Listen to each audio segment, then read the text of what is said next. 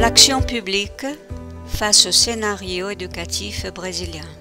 Crise et résistance formative des professeurs universitaires d'éducation, santé et assistance sociale. Aujourd'hui, l'idée de crise est présente dans plusieurs espaces du monde. Cette vidéo vise à rendre compte de la production d'un groupe de professeurs universitaires brésiliens dans les domaines de l'éducation, de la santé et de l'assistance sociale dans le cadre du projet Innovation et politique sociale, intégration de connaissances dans la formation interdisciplinaire dans le territoire. La population de l'État de São Paulo, où le projet a été développé, équivaut à celle de l'Argentine. Le Brésil connaît de grandes inégalités sociales, avec des zones de population très pauvres, même dans des villes et des États plus riches, comme c'est le cas de São Paulo. Au cours des 4 dernières années, le Brésil a présenté une augmentation des problèmes environnementaux, utilisation abusive et inappropriée de l'eau et des forêts, en plus des problèmes qui ont été accentués par les menaces à la démocratie et les politiques qui attaquent les droits sociaux. Mais n'oublions pas que le Brésil a de nombreuses possibilités positives, que ce soit pour sa richesse naturelle et sa biodiversité, ou pour la force et la pluralité culturelle de sa population.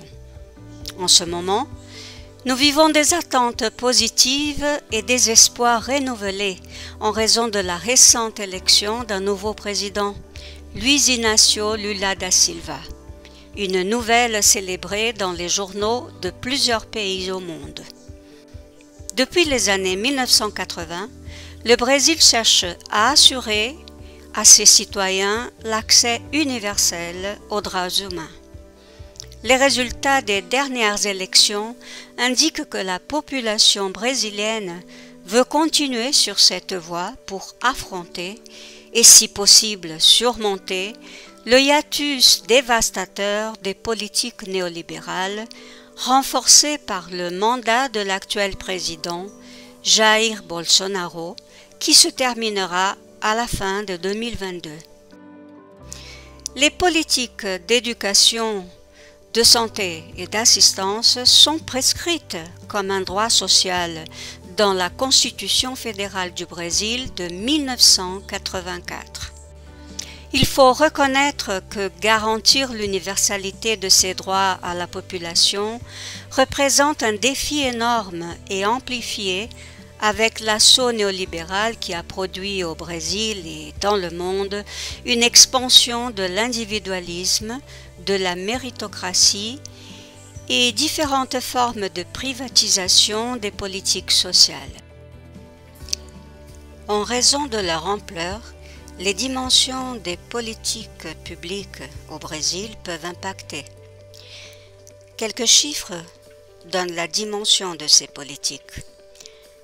Par exemple, la politique électorale et ses mécanismes. Le dernier collège électoral pour la présidence de la République était composé de 156 millions d'électeurs. Parmi ceux-ci, Lula a obtenu 60,3 millions de votes, l'équivalent approximatif de 91% de la population française. D'autre part, le nombre d'élèves inscrits dans l'enseignement fondamental équivaut à 71% de la population française, estimée à 66 29 971 habitants en 2022. Le tableau des services indique la couverture nationale proposée des 3 zones étudiées. La zone de couverture de chaque service est différente compte tenu de la manière dont elle se produit. Le service scolaire est assuré au quotidien, ce qui nécessite un plus grand nombre de services sur territoire. Le nombre de services de soins de santé primaire a une grande capillarité à travers le pays. Le nombre de services d'assistance sociale est également censé être suffisant pour la couverture nationale et certainement doit être élargi compte tenu de l'accroissement des inégalités sociales dans le pays. La Constitution fédérale de 1988 assure l'universalisation de ces politiques qui doivent satisfaire le droit de la population à un service de qualité qui ne peut être confondu avec un privilège de certains et une faveur aux plus pauvres. Le contexte brésilien décrit présente des similitudes et des contrastes avec celui où le projet a été développé, le Grand São Paulo. Selon l'Institut brésilien de géographie et de statistique, la ville-région de São Paulo, un continuum géographique dans lequel 92 municipalités ont une forte intégration économique avec la métropole, concentrait 24,6% de la production économique brésilienne en 2017. Cela révèle l'existence d'inégalités régionales au Brésil, surtout par rapport à la région semi-aride du Nord-Est qui représentait 5,2% du PIB national et à l'Amazonie légale, 8,7%. Le projet a été réalisé en 2 étapes. Premier semestre 2021. Préparation auprès des territoires. Approche initiale des ouvriers à l'équipement à travers des réunions. Deuxième semestre 2021. Mise en place de la discipline et des actions dans les territoires. La discipline éducation, santé et assistance sociale des réseaux complémentaires en protection sociale de base a apporté une vision comparée des 3 politiques publiques, soulignant l'importance de leur action matricielle afin de favoriser leur articulation dans les pratiques territoriales. La discipline regroupait les intervenants des territoires, les professeurs et les boursiers de la faculté d'éducation, de la faculté de santé publique et de l'école de sciences infirmières de l'USP, ainsi que des chercheurs du Centre d'études sur la sécurité et l'assistance sociale du programme de 3e cycle en travail social de l'Université pontificale catholique de São Paulo et l'Institut LIDAS. Il convient de souligner que si les études d'administration publique démontrent l'importance des politiques matricielles impliquant les domaines sociaux, les pratiques académiques et les activités professionnelles restent encore relativement isolées. La formulation et l'exécution du projet ont eu lieu pendant la pandémie de Covid-19 qui a affecté la scolarisation de la population de manière différente, les pauvres et les noirs ou les métis étant les plus durement touchés. Le projet visait à construire des réponses aux défis multidimensionnels induits par la pandémie en s'appuyant sur la combinaison de connaissances académiques et quotidiennes constituées dans l'exécution même des politiques publiques de protection sociale de base. Articuler la formation initiale et continue tant des étudiants de différentes graduations de l'université que des professionnels qui travaillent dans les établissements publics de la région métropolitaine de São Paulo, considérant comme doublement vertueuse cette rencontre. Les écoles d'éducation fondamentale ont joué un rôle central dans l'action du projet et dans la formation dispensée, fonctionnant comme un moyen déterminant pour atteindre des objectifs proposés. Ces écoles s'organisaient déjà en pôles et développaient des travaux de partenariat avec l'université, faculté d'éducation FEUSP, pour la formation initiale des étudiants de premier cycle et la formation continue de leurs professionnels, appelés par un noyau d'extension, d'enseignement et recherche axé sur l'évaluation institutionnelle. Ce noyau favorise la relation de l'école avec son territoire et le rapprochement inter-école afin de regrouper les équipements qui offrent l'intégralité de l'éducation fondamentale, de la maternelle au lycée, à la même population. Le NAI-FEUSP propose que chaque école agisse comme un sujet social qui doit faire une évaluation participative de la proposition qu'il élabore. Il est également proposé que les écoles cherchent à réaliser un projet et un cursus intégré et participatif sur le territoire. De cette façon, les notions de démocratie, de participation et d'autonomie scolaire sont essentielles au curriculum élargi et aux définitions diagnostiques et objectifs du projet politique et pédagogique étendu, qui vise à placer l'école comme l'une des unités articulatoires du territoire. Les lieux d'incidence du projet ont été choisis parmi ces écoles. Dans ces pôles, le projet a cherché à réunir les services d'éducation, santé et assistance sociale dans la proposition d'un réseau élargi de protection sociale. Le projet a utilisé la recherche-action comme méthodologie, ayant en vue l'action directe de l'université dans la communauté.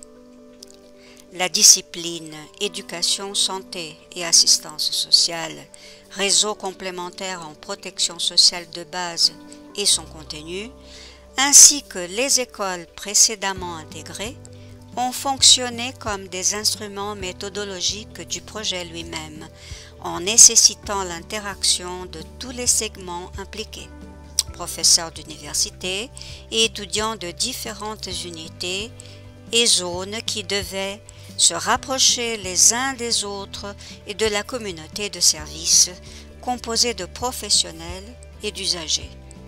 Par conséquent, la partie pratique réalisée lors de l'exécution du projet est d'une grande importance. Des spirales d'approche et d'entrelacement ont été construites. L'histoire des politiques publiques et de leur action dans les territoires a été une grande alliée de ce projet intégrateur et a été présente comme un fil conducteur de la discipline et des actions menées. L'interdisciplinarité des politiques sociales est la cible du projet qui entend construire un champ de formation interunité à l'USP. Produire des méthodologies et des outils de lecture des territoires et faire converger les actions de service. Le projet a donné lieu au renforcement des partenariats pour élargir l'accès aux données dans les 3 domaines, avec le rapprochement réalisé avec l'Observatoire de la santé de la région métropolitaine de São Paulo, Observa Saúde, avec l'Institut LIDAS, responsable du développement du site Cultura Educa, logiciel gratuit avec accès aux informations démographiques et aux informations sur différents domaines et politiques publiques, et le Centre d'études et de recherche de la sécurité et l'assistance sociale, NEPSAS, de l'Université catholique pontificale de São Paulo, PUC, São Paulo. Les pôles du projet, situés dans le Grand São Paulo, révèlent la diversité des territoires urbains de la région métropolitaine. Pôle Vila São Francisco, Butantã, situé près de la cité universitaire dans le quartier de Butantã à São Paulo. C'est une région qui connaît une intense inégalité de revenus et d'accès aux infrastructures urbaines, avec des zones densément occupées et plusieurs occupations irrégulières, coexistant avec des zones voisines à grand pouvoir d'achat, comme la zone entourant les écoles impliquées dans le projet. La population scolaire vient de zones à faible revenu plus éloignées de ces écoles et probablement leurs familles sont des travailleurs dans la région plus riche qui entoure les écoles. Pôle Parada de Taipas.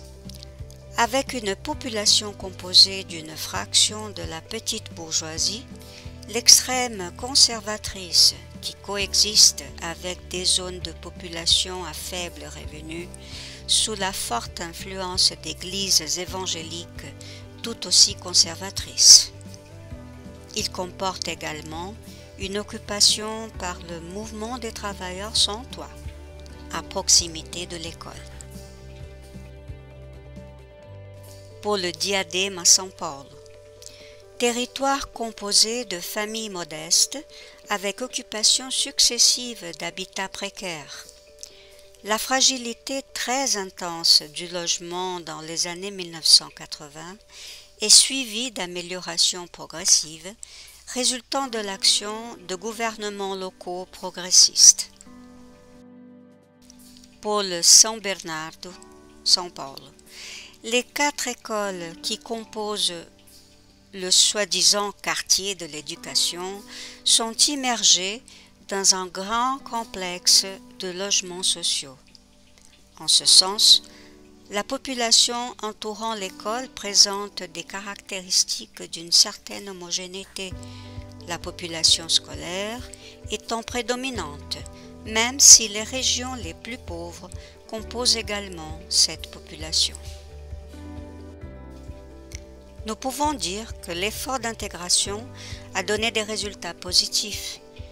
Bien que le développement de la discipline de la totalité des actions du projet se soit déroulé dans une situation difficile, marquée d'une part par la présence des soins de santé liés à la prévention de la contamination par le virus de la COVID-19 et la conséquente restriction des activités en face à face, et d'autre part, par la présence d'un gouvernement ultra-néolibéral dans le pays qui a non seulement pratiqué la réduction budgétaire de l'action des politiques sociales, mais a également empêché le fonctionnement d'une partie d'entre elles, restreignant ainsi les processus de participation exercée par les conseils de parité participative et la réalisation du dialogue entre la société et l'État à travers des conférences nationales par thème sectoriel. Dans ce contexte, il a fallu insister sur la nécessaire reprise de conscience historique du processus démocratique de construction des politiques sociales dans le pays, notamment avec la fin de l'état d'exception qui a duré de 1964 à 1988 et le retour de l'état de droit sédimenté par la Constitution de 1988. Dans cette trajectoire, la présence du gouvernement ultra-néolibéral et la destruction des droits sociaux conquis jusqu'alors indiquait que le champ des politiques sociales est un champ de lutte continue, que ce soit pour de nouvelles conquêtes ou pour le maintien des conquêtes réalisées. La prise de conscience du processus historique de construction des politiques sociales dans le cadre de l'Amérique latine a fait comprendre la nécessité de la demande croissante de couverture et de qualité de réponse dans le développement civilisationnel de la société brésilienne. Ce processus, qui a apporté des changements dans la conception de la politique et l'expérience en cours, centrée sur l'articulation territoriale des services des différentes politiques sociales, se présente comme une nouvelle étape dans cette recherche. La discipline a apporté aux étudiants réguliers et professionnels, la perception de l'impact des politiques dans la vie quotidienne des usagers des services et a également révélé comment les résidents vivent ces politiques pendant et après le pic le plus grave de la pandémie de COVID-19 en soulignant La mesure de l'écart réel entre le mode de gestion, les actions et les agents des politiques sociales qui travaillent avec une population similaire installée sur un territoire commun et la distanciation de chaque politique de la vie quotidienne de la population installée sur le territoire. 2. La présence dans la politique de santé et d'assistance sociale d'une gestion locale des services publics sociaux par la mixité publique-privée, délimitée par la présence d'une gestion du service menée par des organisations de la société civile avec des choix qui ne passent pas par des appels d'offres sous l'allégation de son statut philanthropique. 3. Comment ce processus de privatisation de la gestion a fragilisé les services de ces politiques, notamment lorsqu'il fait passer au second plan la généralisation des soins à travers le choix du mérite par le citoyen, la citoyenne à faible revenu, dit vulnérable. Ce processus tend à diminuer la qualité des soins du fait qu'il dessert des personnes en situation de précarité pour qui un peu serait beaucoup. L'externalisation de la gestion finit par atténuer la qualité des résultats et affaiblir son statut de droit social.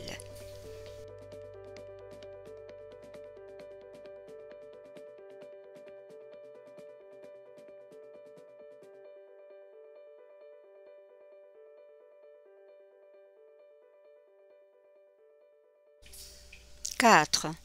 La plus grande responsabilité des femmes dans la gestion de l'accès aux services sociaux, ce qui rend urgent d'intensifier la solidarité et l'attention vis-à-vis de ce collectif face à cette forte implication. 5. La perception que le processus d'homogénéisation de la population dans le développement d'une politique sociale sur un territoire se confronte aux spécificités de ce territoire et de ses habitants, réduisant leurs droits. 6. Le constat de la part des élèves des faiblesses des services de chaque politique sociale et la perception que l'absence de vie commune à l'école signifie un recul nullement positif de la coexistence des enfants, un fait qui interfère avec leur développement social et leur identité de groupe. Enfin, l'évaluation des participants à la discipline et au projet a mis en évidence comme point positif le format de la discipline, valorisé dans toutes les déclarations, notamment le travail en sous-groupe mixte, avec la présence d'étudiants et de salariés dans chacun des territoires, ainsi que l'alignement entre la théorie et la pratique du projet dans son ensemble. Ils ont valorisé aussi la co-construction d'activités pratiques, l'ouverture de l'université à ce type de projet et l'accès aux connaissances historiques sur la façon dont les politiques ont été construites. Le projet a été développé en 2021 et la discipline éducation, santé et assistance sociale, réseau complémentaire en protection sociale de base, sera à nouveau proposée en 2023, poursuivant les travaux.